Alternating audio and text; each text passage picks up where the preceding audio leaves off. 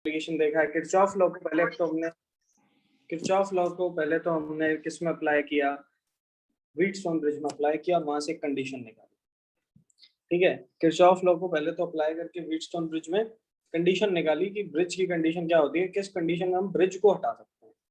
ठीक है, आज का हमारा टारगेट एक ही टॉपिक पढ़ने का है। आज का हमारा टॉपिक एक ही टॉपिक पढ़ने का है और वो है, मैं यहाँ लिख देता हूँ, that is metre bridge. In today's class, we will only talk about one topic, and that is meter bridge.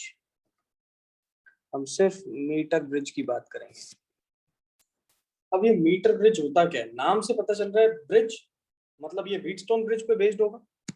Metre मतलब 1 मीटर लंबा होगा। ठीक है, व्हीटस्टोन ब्रिज पे बेस्ड है और 1 मीटर लंबा है। अब किस तरीके से ये इसका कंस्ट्रक्शन होता है हमारे पास, अब अपन उसकी बात करते हैं। ठीक है, ध्यान से समझना है, ये बहुत इंपॉर्टेंट है। तुम्हारे हर कॉम्पिटिटिव एग्जाम में इसका क्वेश्चन आपको देखने को जरूर मिलता है 100%। तो ये मत सोचना कि ये तो सिर्फ बोर्ड के लिए पॉइंट ऑफ व्यू से इम्पोर्टेंट होगा, नहीं, ये प्रैक्टिकल पॉइंट ऑफ व्यू से भी इम्पोर्टेंट है। जब स्कूल खुल जाएंगे तो हम इसका प्रैक्टिकल भी करेंगे लैब में, तो ये चीज का ध्यान भी रखिए। इस तरीके से एक बोर्ड होता है और ये बोर्ड मैं मानता हूँ सभी लोगों ने देख रखा है। क्यों? क्योंकि हम जब ऑसिलेशन वाला एक्सपेरिमेंट कर रहे थे तो हम जो लेंथ नाप रहे थे, ठीक है, जो भी लेंथ को हम मेजर कर रहे थे वो इस बोर्ड की हेल्प से मेजर कर रहे थे। इस तरीके का मेरे पास एक बोर्ड होता है। इस बोर्ड पे यहाँ पर एक पॉइंट होता है, मेटल हुक होता है, यहाँ पर एक मेटल हुक होता है और उसके बीच में हमने एक वायर को लगा रखा होता है। इस तरीके से लगा रखा है। ठीक है, अब यहाँ पर ये मेटल हुक जो है ब्लैक कलर से दिखाए हैं, ये बेसिकली दीज आर टर्मिनल्स और इन टर्मिनल्स को हमने कनेक्ट कर रखा होता है कुछ प्लेट्स की हेल्प से कनेक्ट कर रखा होता है, लाइक दिस। ऐसे प्लेट्स लगा रखी होती है, यहाँ पर ऐसे लगाई, फिर एक प्लेट यहाँ पर ऐसी लगाई, ठीक है, फिर एक प्लेट यहाँ पर कुछ इस तरीके से अपन लगाते हैं, ध्यान से देखिए, और फिर ये प्लेट आके कुछ वापस इस तरीके से इस मेटल हुक से कनेक्टेड होती है। ठीक है, ये आप लोगों ने देखा है अपरेटस लैब के अंदर, कोई घबराने की बात नहीं है, एग्जैक्ट वही सेम अपरेटस है।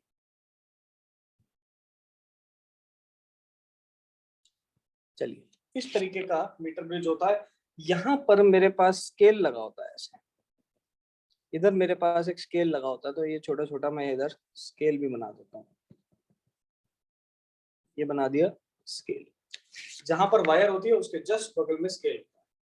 बताओ ये चीज क्या हमने लैब में देखी है कि नहीं देखी, हैंड रेज करके बताना एक बार मुझे। काफी बच्चों ने देख रखी है। चलिए, बहुत बढ़िया, बहुत अच्छी बात है। लैब में बिल्कुल देख रखा है हमने इसे, बिल्कुल लैब में देख रखा है।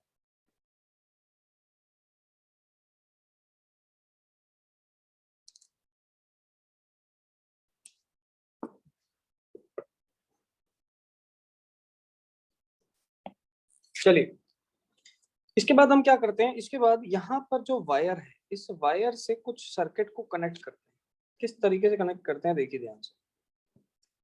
ये हमने यहाँ पर एक वायर इस टर्मिनल से, ए टर्मिनल से कनेक्ट की, ये हमारा ए टर्मिनल था और इधर हमारा बी टर्मिनल है। हमने यहाँ से वायर को कनेक्ट किया, इस वायर को आगे ले जाके बैटरी से कनेक्ट करा। ये देखो बैटरी से कनेक्ट कर रखा है, एक की लगा रखी है, एक एमीटर लगा रखा है और इसको दूसरी तरफ यहाँ से सर्किट कंप्लीट कर दिया। दैट मीन्स अब क्या होगा, अब यहाँ पर इस वायर के थ्रू करंट फ्लो करना शुरू करेगा बैटरी की वजह से। ठीक है, सिंपल सी बात है, आसान चीज है। अब अपन क्या करते हैं नेक्स्ट सर्किट के अंदर, देखो यहाँ पर 2 टर्मिनल्स दिख रहे हैं, इस टर्मिनल से हम एक रेजिस्टेंस को कनेक्ट करते हैं। ये लो, यहाँ पर मैंने एक रेजिस्टेंस को कनेक्ट कर दिया इधर, ठीक है, और ये जो दूसरी ओपनिंग दिख रही है यहाँ पर मैंने एक रेजिस्टेंस बॉक्स को कनेक्ट कर दिया। So this is a resistance box, ये है मेरे पास रेजिस्टेंस बॉक्स। यहाँ मैंने रेजिस्टेंस बॉक्स को कनेक्ट किया और एक तरफ मैंने सिर्फ एक रेजिस्टेंस को कनेक्ट किया, ठीक है, और इसके बीच वाले टर्मिनल से मैंने यहाँ पर एक गैल्वेनोमीटर लगाया और इस गैल्वेनोमीटर को एक जॉकी से कनेक्ट कर दिया। This is a movable jockey. क्या लिखता हूँ इसके आगे? Movable jockey. ठीक है, this is a movable jockey. यहाँ पर this is what, this is the resistance box. ठीक है, this is the unknown resistance, this is the unknown resistance. ये रेजिस्टेंस हम नहीं जानते। ठीक है, यहाँ पर मेरे पास क्या है, ये इसको डार्क कर देते हैं अपन थोड़ा। This is the 1 metre long wire, this is the 1 meter long wire and this arrow is showing the jockey, this is a movable jockey। अब देखिए यहाँ पर अगर गौर से देखा जाए ना, गौर से देखा जाए तो ये किस तरीके का सर्किट बनता है, तो ये बन रहा है कल जैसा व्हीटस्टोन ब्रिज जैसा सर्किट। एक रेजिस्टेंस इस तरफ, एक रेजिस्टेंस इधर, एक बीच वाला रेजिस्टेंस, एक रेजिस्टेंस बॉक्स वाला रेजिस्टेंस और एक इस तरफ वायर वाला रेजिस्टेंस। आप बोलोगे सर अननोन रेजिस्टेंस जो x है वो तो हमें पता चल रहा है, ये रहा। जो रेजिस्टेंस बॉक्स का रेजिस्टेंस है r वो भी हमें पता चल रहा है सर, ये रहा। लेकिन आप ये तो बताओ कि ये बाकी दो रेजिस्टेंस कौन से हैं? अगर हम इन बाकी दो रेजिस्टेंस को देखना चाहते हैं तो आप देखिए वायर को, क्या वायर का खुद का रेजिस्टेंस होता है क्या? बिल्कुल होता है। अगर मैं इस जॉकी को मान लो एक एंड से यहाँ पर टच करता हूँ, इस पॉइंट पे टच करवाता हूँ, यहाँ से लेंथ है उसकी l, दूसरी तरफ से लेंथ है 100 माइनस एल, ऑब्वियसली 1 मीटर लंबा है तो 100 माइनस एल होगी। अब अगर एल लेंथ की वायर एक तरफ और बाकी लेंथ की वायर दूसरी तरफ, तो रेजिस्टेंस क्या होता है? रो एल बाई ए ही तो होता है। क्या होता है? रो एल बाई ए। ठीक है, सो एक तरफ तो हमने बोल दिया रेजिस्टेंस ऑफ एल लेंथ, और एक तरफ यहाँ पर ये मूवेबल जॉकी है, इसको इस तरीके से एरो से यहाँ पर दिखा रहा है। ठीक है, और एक तरफ है resistance of 100 minus L length. तो एक तरफ एल लेंथ का रेजिस्टेंस है, एक तरफ 100 माइनस एल लेंथ का रेजिस्टेंस है। एग्जैक्ट सिमिलर डायग्राम बन रहा है जो कल जैसा दिखा। ठीक है, and this type of circuit is known as metre bridge. इसका एक्सपेरिमेंट है 12th क्लास में, जब स्कूल खुलेंगे तो अपन एक्सपेरिमेंट करेंगे इसका जाके। ठीक है, एग्जामिनर पूछता भी है इसके एक्सपेरिमेंट। ठीक है, चलिए ये अपन ने सीखा। अब अपन ने इसका कंस्ट्रक्शन सीखा है। सबसे पहले कंस्ट्रक्शन में देखो क्या क्या चीजें दिख रही है। एक दिख रहा है रेजिस्टेंस बॉक्स। रेजिस्टेंस बॉक्स पे खूब सारी पिन्स लगी होती हैं, कुछ इस तरीके का बॉक्स होता है। आप ध्यान से देखो, कभी ना कभी देख भी रखा होगा आपने। ये जो मैंने सर्कल्स बना रहा हूँ यहाँ पर, इस तरीके का मेरे पास बॉक्स होता है। This is the box. यहाँ जो मैंने सर्कल्स बनाए, यहाँ पर पिन्स लगी होती हैं। एक पिन इधर, एक पिन इधर, एक पिन इधर, इधर, ऐसे खूब सारी पिन्स लगी होती हैं इसमें। और हर पिन के कॉरेस्पॉन्डिंग नंबर लिखा होता है। जैसे इधर लिखा है 100, इसके नीचे लिखा 50, इसके नीचे लिखा 20, 10, 0। आप जितना भी रेजिस्टेंस अपने सर्किट के अंदर चाहते हैं, आप जितना भी रेजिस्टेंस अपने सर्किट के अंदर चाहते हैं, तो आप उसके कॉरेस्पॉन्डिंग वाली पिन हटा देते हो। जैसे मान लो मुझे अपने सर्किट में 100 ओम का रेजिस्टेंस चाहिए, तो मैं ये 100 ओम वाली पिन को हटा दूंगा। जैसे मैंने 100 ओम वाली पिन को हटाया, मेरे सर्किट में कितना रेजिस्टेंस आ गया? 100 ओम का रेजिस्टेंस आ गया। कितना रेजिस्टेंस आ गया? 100 ओम का। ठीक है, चलिए। तो रेजिस्टेंस बॉक्स क्या होता है? एक ऐसा डिवाइस होता है जो कि मुझे नॉन रेजिस्टेंस के बारे में बताता है, सर्किट के अंदर कितना रेजिस्टेंस हमने अपनी तरफ से लगा रखा है। ठीक है, यहाँ पर आपके पास क्या है? This is the galvanometer. This is the galvanometer. ये गैल्वेनोमीटर है मेरे पास। इसके नीचे देखो, यहाँ पर ये रहा स्केल। स्केल किस लिए? अभी थोड़ी देर में बात करेंगे। चलिए, ठीक है। This is the battery. Battery, क्योंकि करंट तो कहीं से आना पड़ेगा ना, अपने आप तो करंट चलेगा नहीं, तो बैटरी लगाऊंगा तभी जाके सर्किट के अंदर करंट आया। उसके बाद देखो, ये जो मेटल स्ट्रिप्स बनाई है मैंने, ये जो स्ट्रिप्स बनाई है, दीज आर मेटल स्ट्रिप्स। ठीक है, यूजुअली कॉपर की होती। क्यों? क्योंकि हम जानते हैं कि हमारे इस पर्टिकुलर सर्किट में भी, यहाँ पे भी थोड़ा सा करंट ऐसे फ्लो करे। ठीक है, तो मेटल स्ट्रिप्स लगाने का मतलब क्या है? मेटल स्ट्रिप, मेटल क्या होते हैं? कंडक्टर्स।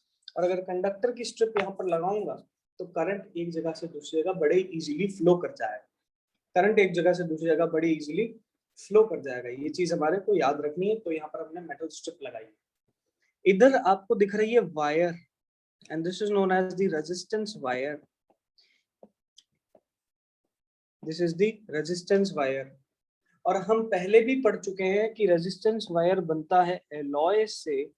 और आपसे एग्जाम में पूछते हैं कि ये जो मीटर ब्रिज में वायर लगा होता है कौन से मटेरियल का होता है, तो हम लिखेंगे it is made up of manganese, or it is made up of constantan, और it is made up of eureka.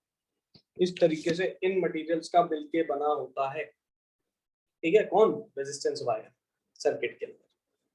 ठीक है, तो सर्किट के अंदर रेजिस्टेंस वायर किस मटेरियल से मिलके बना है? तो वो इनसे मिलके बना है।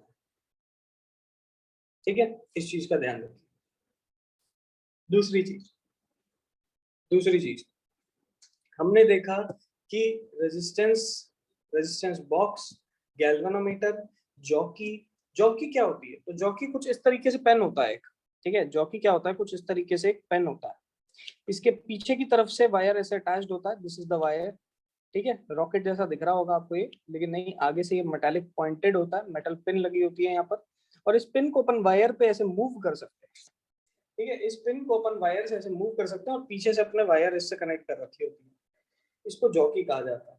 ठीक है, तो जॉकी को हमने यहाँ पर कनेक्ट कर रखा है ताकि हम सर्किट के अंदर मूवेबल पार्ट एक लेकर आ पाए, ताकि हम सर्किट में एक मूवेबल पार्ट को लेकर आ पाए, बस इसीलिए जॉकी को लगा रखा है। अब देखिए ध्यान से, अब हम एक एक करके सारे पॉइंट्स को लिखेंगे। सबसे पहले number 1, principle of meter bridge. इसका प्रिंसिपल क्या रहता है? तो it is based upon the balanced condition of Wheatstone bridge. ये किसकी बैलेंस कंडीशन पे बेस्ड है? Balance condition of Wheatstone bridge. ये व्हीटस्टोन ब्रिज की बैलेंस कंडीशन पे बेस्ड है। पहली चीज, व्हीटस्टोन ब्रिज की बैलेंस कंडीशन क्या कहती है? R1 by R2 is equal to R3 by R4। अगर ये होगा, अगर ये वैलिड होगा, then current in the bridge will be 0। अगर ये होगा तो करंट ब्रिज में कितना होगा? 0। यही प्रिंसिपल है इसका। अब ध्यान से देखिए, वर्किंग समझो, ध्यान से देखो। मैं दोबारा से ये सर्किट बना रहा हूँ, लेकिन इस बार मैं क्या करूंगा, सिर्फ 2D के अंदर डायग्राम बनाऊंगा ताकि आपको एक बेसिक आइडिया रहे, अंडरस्टैंडिंग रहे क्या हो रहा है। ध्यान से देखना, ये बहुत इंपॉर्टेंट टॉपिक है। यहाँ रेजिस्टेंस वायर, यहाँ रेजिस्टेंस वायर, इधर लगाई बैटरी, ये लगाई बैटरी। ठीक है, दिस इज द बैटरी। यहाँ पर लगा दिया X ohms जो मुझे नहीं पता, और यहाँ लगा दिया R रेजिस्टेंस बॉक्स, और बीच में लगा दिए गैल्वेनोमीटर, और गैल्वेनोमीटर से लगा दी जॉकी। देखिए अब इसका काम क्या होता है। मीटर ब्रिज का काम है to find the unknown resistance. Meter bridge का काम है सर्किट के अंदर अननोन रेजिस्टेंस को फाइंड करना। अब वो कैसे फाइंड किया जाता है? तो ध्यान से देखिए, मैं क्या करूंगा, धीरे धीरे जो अननोन रेजिस्टेंस है उसको यहाँ X की जगह प्लेस कर दूंगा। ठीक है, मान लो मैंने आपको एक वायर दी और आपने उस वायर को यहाँ X की जगह लाके लगा दिया। दूसरी तरफ आपने क्या लगाया? रेजिस्टेंस बॉक्स, जो कि क्या है? Non resistance. यहाँ का रेजिस्टेंस हमें पता है। ठीक है, फिर आपने क्या किया? फिर आपने बीच में लगाया गैल्वेनोमीटर, और गैल्वेनोमीटर को एक एंड से मूव करवाना शुरू कर दिया टच करके वायर से। एक पॉइंट ऐसा आता है जिस पॉइंट पे गैल्वेनोमीटर शो करता है नल डिफ्लेक्शन। नल डिफ्लेक्शन का मतलब क्या होता है? गैल्वेनोमीटर उस पॉइंट पे करंट की वैल्यू 0 दिखाता है। मतलब आपने इस सर्किट के अंदर एक पॉइंट से दूसरे पॉइंट पे गैल्वेनोमीटर अपने जॉकी को चलाना शुरू कर दिया। एक पर्टिकुलर पॉइंट, ए पॉइंट ऐसा आया जहां पर गैल्वेनोमीटर ने 0 reading the. That means bridge में करंट कितना हो गया? 0। अगर ब्रिज में करंट उस समय पे 0 हो जाता है तो देखिए, एक तरफ की लेंथ L, दूसरी तरफ की लेंथ कितनी? 100 माइनस L। और हम जानते हैं कि इस समय पे दोनों में अगर ब्रिज में करंट 0 है तो दोनों का रेशियो क्या होना चाहिए? बराबर। तो X अपॉन R1 बराबर होना चाहिए R अपॉन R2 के। R किसका रेजिस्टेंस है? रेजिस्टेंस बॉक्स का। और R2 दूसरी वायर जो है। वायर का रेजिस्टेंस कैसे निकालते हैं? रो L बाई A, और इधर भी लिखेंगे रो 100 माइनस L बाई A। यहाँ से रो कैंसिल, A से A कैंसिल, X की वैल्यू आ जाती है RL बाई 100 माइनस L। और इस तरीके से हम अननोन रेजिस्टेंसेस को कैलकुलेट कर लेते हैं। दोबारा देखिए क्या होता है। हमने सबसे पहले कंस्ट्रक्शन से दोबारा बता रहा हूँ, सबसे पहले एक वायर लगाई, उसके पास स्केल लगाया ताकि हम मेजर कर पाए लेंथ। फिर हमने बैटरी लगाई, बैटरी से करंट आएगा, आगे जाके हमने एक अननोन रेजिस्टेंस लगाया, एक रेजिस्टेंस बॉक्स लगाया जहां से मुझे रेजिस्टेंस पता है, और इसके पास में हमने एक गैल्वेनोमीटर लगाया। गैल्वेनोमीटर को जॉकी से कनेक्ट करके मूवेबल पार्ट से कनेक्ट कर दिया। अब देखो क्या होगा, अब ये दिख कैसा रहा है, व्हीटस्टोन ब्रिज जैसा। और व्हीटस्टोन ब्रिज का प्रिंसिपल होता है बैलेंस कंडीशन का, जब करंट ब्रिज में 0 हो जाए तो रेशियो बराबर होगा रेजिस्टेंसेस का, कल पढ़ा था हमने। ठीक है, तो यही चीज हमने यहाँ पर भी की। हमने इस पर्टिकुलर सर्किट में एक्स की वैल्यू को कैलकुलेट करने के लिए, अननोन रेजिस्टेंस को कैलकुलेट करने के लिए एक तरफ से जॉकी को चलाना शुरू कर दिया वायर पे टच करके। एक पर्टिकुलर पॉइंट ऐसा आया, कितने डिस्टेंस दूर, एल डिस्टेंस दूर, एक पर्टिकुलर डिस्टेंस ऐसा आया, एल डिस्टेंस दूर एक पॉइंट ऐसा आया जहां पर ब्रिज में करंट हो जाता है 0। गैल्वेनोमीटर क्या दिखाता है, नल डिफ्लेक्शन। जब गैल्वेनोमीटर नल डिफ्लेक्शन दिखाएगा तो दोनों रेजिस्टेंसेस का रेशियो बराबर होगा। इसका मतलब x अपॉन एल लेंथ की वायर और r upon 100 minus L length की वायर, इनका रेजिस्टेंस बराबर बराबर करते ही मेरे पास रिलेशन आ गया, and this is the relation for meter bridge. कोई बोलता है हमसे मीटर ब्रिज क्या करता है, क्या काम है मीटर ब्रिज का, तो हम बोलेंगे मीटर ब्रिज का काम है किसी भी अननोन रेजिस्टेंस को फाइंड करना। सर्किट में किसी भी अननोन रेजिस्टेंस को अगर आपको फाइंड करना है, अननोन रेजिस्टेंस की वैल्यू निकालनी है, मैंने आपको एक वायर दे दी, मैंने आपको एक सर्किट दे दिया, पूछा उसमें रेजिस्टेंस कितना है, आप बोलोगे सर हम रेजिस्टेंस निकालेंगे with the help of Wheatstone bridge. और ये प्रैक्टिकल में हमसे सवाल पूछे जाते हैं। ठीक है, जेई और नीट में, बोर्ड में बहुत सारे क्वेश्चन व्हीटस्टोन ब्रिज पे हमसे पूछे जाते हैं। तो हम यहाँ पर लिखेंगे व्हीटस्टोन ब्रिज, ठीक है, और meter bridge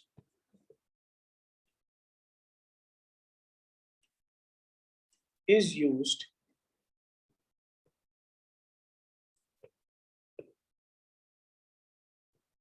to determine the value of any unknown resistance। किसी भी अननोन रेजिस्टेंस की वैल्यू को कैलकुलेट करने के लिए, किसी भी अननोन रेजिस्टेंस की वैल्यू को कैलकुलेट करने के लिए व्हाट वी विल डू, हम यहाँ पर व्हीटस्टोन ब्रिज या मीटर ब्रिज को यूज करते हैं, and this is the particular फंडा फॉर इट। ठीक है, फटाफट मुझे बताइए हैंड रेस करके, दोज हु आर, जिनको ये क्लियर है, फटाफट।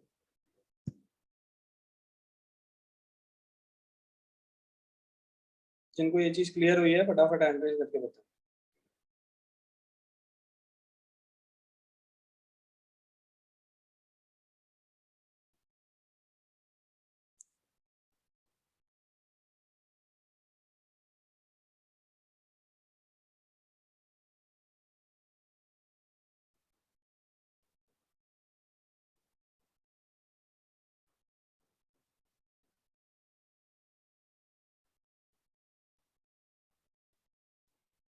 ठीक है, तो this is the particular way to calculate the unknown resistance. सवाल हमसे पूछते हैं, ध्यान से देखना, लॉजिकल सवाल है, मैं तुम लोगों से भी पूछूंगा ये चीज। सवाल हमसे पूछते हैं कि यार अगर मैं x, इफ द पोजीशंस, ऐसे लिखेंगे, if the positions of x and r are interchanged, अगर हम x और r की पोजीशंस को इंटरचेंज कर दें, then what will happen to the null point, तब null point के साथ क्या होगा। लॉजिकल सवाल है बेटा, लॉजिकल सवाल, ठीक है। तब नल पॉइंट के साथ क्या होगा, देखिए नल पॉइंट क्या होता है, जहां पर गैल्वेनोमीटर का डिफ्लेक्शन 0 होता है, जहां पर गैल्वेनोमीटर नल डिफ्लेक्शन दे, ठीक है। तो ये क्वेश्चन अपन को दे रखा है, अगर एल लेंथ पे नल डिफ्लेक्शन आ रहा था और मैंने x और r को इंटरचेंज कर दिया, x और r को अगर इंटरचेंज करूंगा तो x इधर आ गया, r इधर आ गया, ठीक है। ये एक r है, ये x है, बीच में गैल्वेनोमीटर है, तो देखो जो डिफ्लेक्शन मेरा नल डिफ्लेक्शन पहले नल डिफ्लेक्शन मेरे को मिलता था एल लेंथ पे, अब वही नल डिफ्लेक्शन कितने में मिलेगा 100 माइनस एल लेंथ पे, क्योंकि रेशियो तो भी बराबर है ना। मैं तो बस इंटरचेंज कर दिया रेजिस्टेंसेस को, तो जो नीचे वाले रेजिस्टेंसेस हैं वो भी इंटरचेंज हो जाएंगे फॉर नल डिफ्लेक्शन। एंड याद रखेंगे दैट द नल डिफ्लेक्शन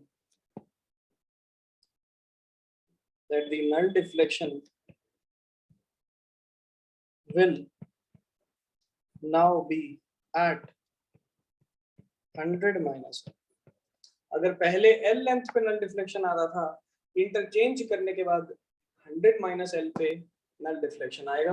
ये बहुत इंपॉर्टेंट चीज है, ठीक है। ये एग्जाम में बोर्ड के अंदर पूछा गया सवाल कि अगर मैंने एक्स और आर को इंटरचेंज कर दिया in metre bridge, then what will happen. तो मीटर ब्रिज में अगर एक्स और आर को इंटरचेंज कर दोगे तो जो नीचे नल डिफ्लेक्शन है वो भी इंटरचेंज हो जाएगा। पहले अगर एल लेंथ पे आता था तो 100 माइनस एल लेंथ पे आएगा। आइए इसका बोर्ड का क्वेश्चन एक देखें कि किस तरीके से बोर्ड में हमसे क्वेश्चन पूछा जाएगा। देखो, in a metre bridge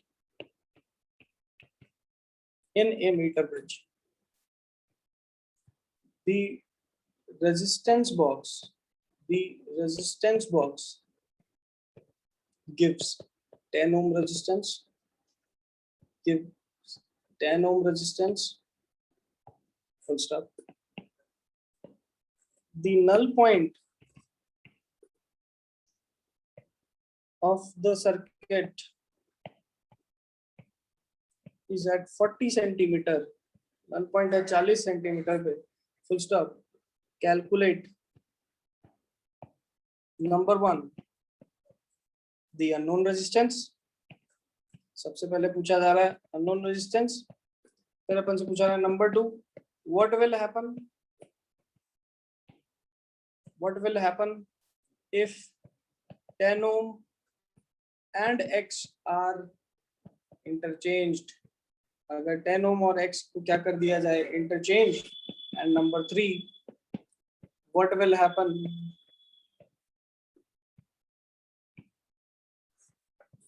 if galvanometer and battery are interchanged। galvanometer and battery are interchanged।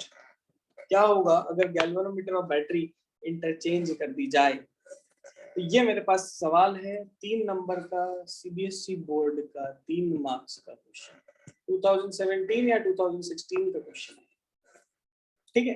क्या पूछा जा रहा है, सबसे पहले पूछा जा रहा है अननोन रेजिस्टेंस बताइए। एक ही फॉर्मूला है x is equal to r into l divided by 100 minus l। r की वैल्यू 10, l की वैल्यू 40, 100 minus l की value 60। So the answer becomes 40 by 6 या फिर लिख सकते हैं 20 by 3 ohms। तो ये फर्स्ट का सॉल्यूशन हो गया, फर्स्ट पार्ट का सॉल्यूशन हो गया। इसी तरीके से अब सेकंड पार्ट का सॉल्यूशन, अभी थोड़ी देर पहले बताया कि अगर मैंने 10 ओम और x को इंटरचेंज किया तो नल पॉइंट भी अब l की जगह 100 माइनस l पे आएगा, तो null point will be at 100 minus l या फिर बोले 100 माइनस 40 या फिर बोले 60 सेंटीमीटर पे इस बार अपन को नल पॉइंट देखने को मिलेगा। तीसरा नंबर पॉइंट इंपॉर्टेंट है, ठीक है। तीसरा नंबर पॉइंट इंपॉर्टेंट है कैसे कि अगर हमने जहां गैल्वेनोमीटर लगा था वहां पर तो हमने लगा दी बैटरी, जहां गैल्वेनोमीटर लगा था वहां तो लगा दी बैटरी, और जहां बैटरी लगी थी वहां लगा दिया गैल्वेनोमीटर, तो क्या होगा।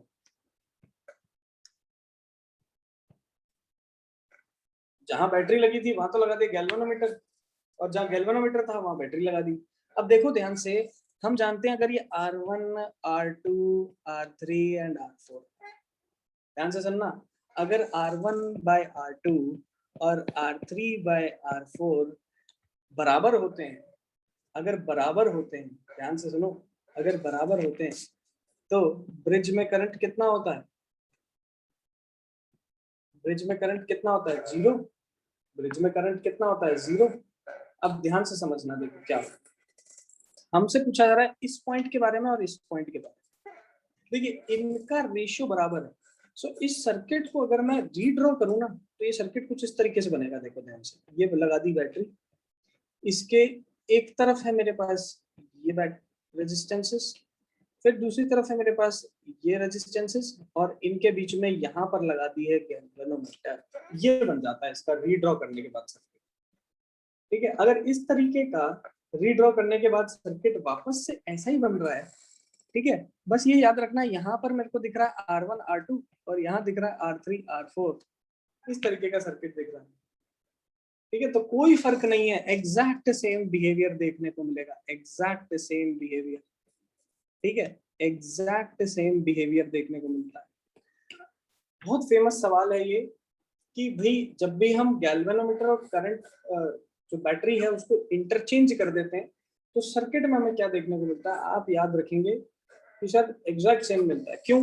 ये देखो, करंट के पॉजिटिव से चले, एक ब्रांच इधर दिखी, एक ब्रांच इधर दिखी। ये लो, हम पॉजिटिव से चले, एक ब्रांच इधर दिख रही है, एक ब्रांच ऊपर दिख रही है। इस ब्रांच में मैं सीधा गया, R1 और R2 दिखा, तो इस ब्रांच में सीधा गया R1 R2 दिखा। ऐसे ही इस ब्रांच में सीधा गया R3 R4 दिख रहा है, तो ये लो R3 R4 दिख रहा है। और R3 के बीच में से R2 के बीच को कनेक्ट कर रखा है, तो ये लो R2 के बीच में से ये इस तरीके से कनेक्ट कर रखा है। तो एग्जैक्ट सेम, तो ये तो मीटर ब्रिज वाला ही सवाल हो गया वापस। इसको जब रीड्रॉ किया तो ये मीटर ब्रिज ही बन गया। थोड़ा सा अरेंजमेंट बस चेंज हो चुका है, थोड़ा सा अरेंजमेंट बस चेंज हो चुका है, R2 R1 के राइट में जा चुका है।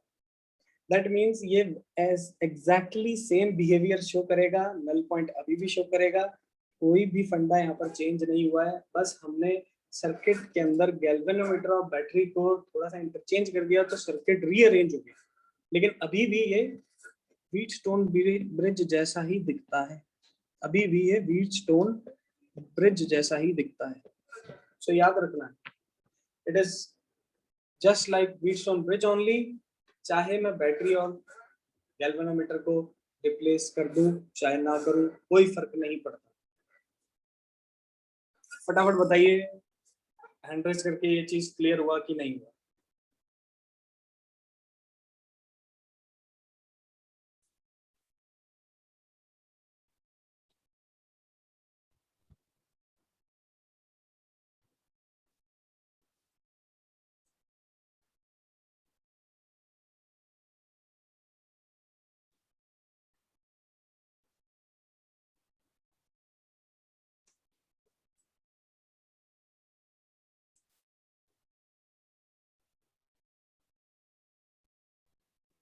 याद रखना है किस तरीके से चलता है ये। ठीक है, what is the basic principle behind it. चार बातें लिखवा रहा हूँ, याद रखो, चार बातें लिखवा रहा हूँ, याद रखना, फिर अपन आज की क्लास खत्म करेंगे।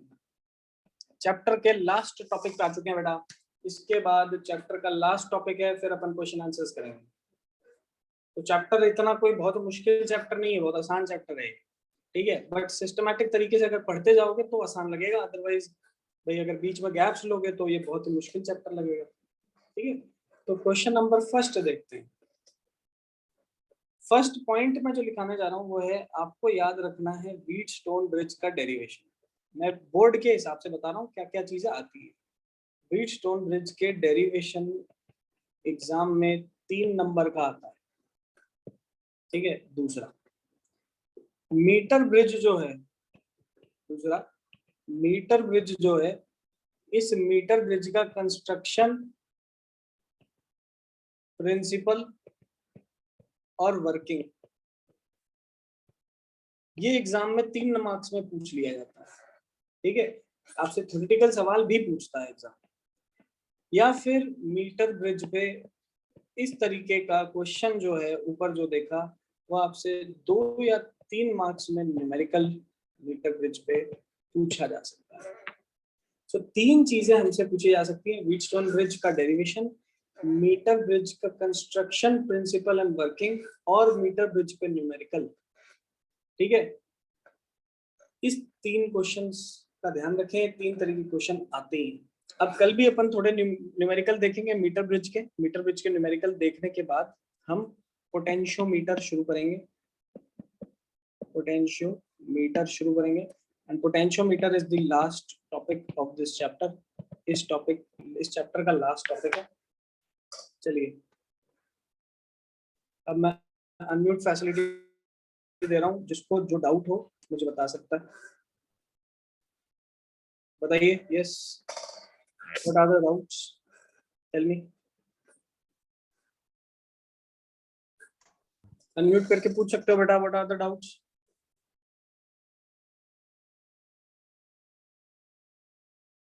If there are any doubts, then you can ask.